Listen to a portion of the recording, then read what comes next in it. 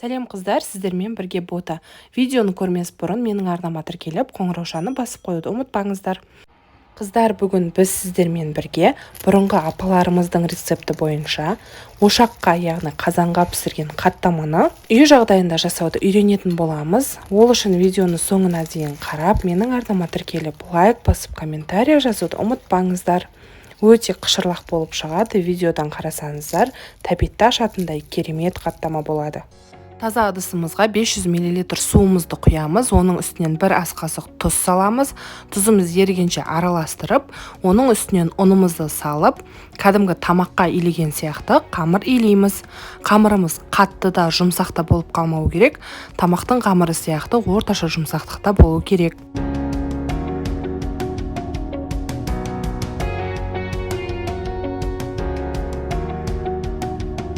Илеп болған қамырымызды 20 минут шамасына демалдыруға қоямыз. Демалған қамыр өте әдемі жайылады.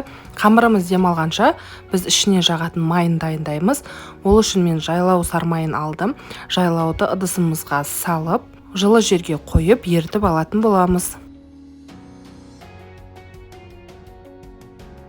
Демалған қамырымызды кішкентай 7 бөлікке бөліп, әрқайсысын жұп-жұқа етіп жайып аламыз.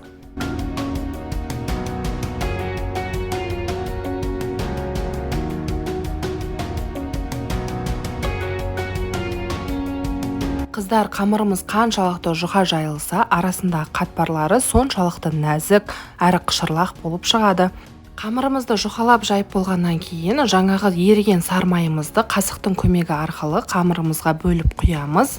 Және де қолымыздың көмегі арқылы қамырымыздың барлық жағына біркелкі етіп жайып шығамыз. Сармайымыз барлық шетіне бірдей жағылғанына көз жеткізіп, осы видеодағыдай етіп орап алыңыздар. Кішкентай ғана зуала дайын болады.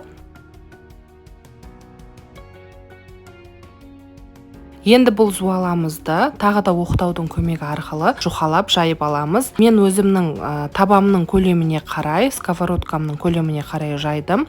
Егер сіздің сковородкаңыз кішірек болатын болса, зуалаңызды да кішірек жасаңыз. Қатты қалың болып кетсе, арасы шикі болып қалуы мүмкін.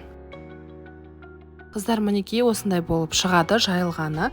Екінші, үшінші, төртінші, яғни 7 зуаламызды да дәл осы көлемде жайып алатын боламыз. Қамырымызды жайып болғаннан кейін, қызып тұрған табамызға бір ас қасықты сұйық майымызды құйып, жаңағы қамырымызды, зуаламызды табамызға салып, қолымыздың көмегі арқылы осылай думалатып, айналдырып тұрып, бір беті кішкене сарғайғанша пісіріп аламыз. Сарғайып бастағаннан кейін қызарғанша күтеміз. Бір беті толықтай пісіп болғаннан кейін, оның үстіне тағы да сұйық май құйып, екінші бетін аударып, екінші бетінде тағы да пісіреміз.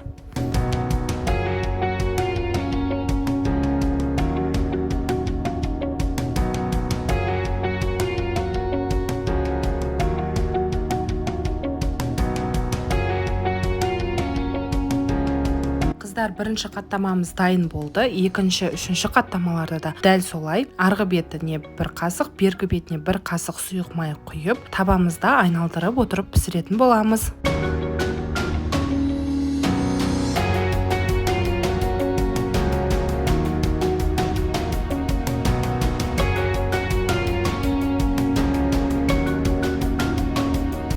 Қыздар, мінекей, біздің аналарымыздың рецепті бойынша дайындалған қаттамаларымыз дайын болды.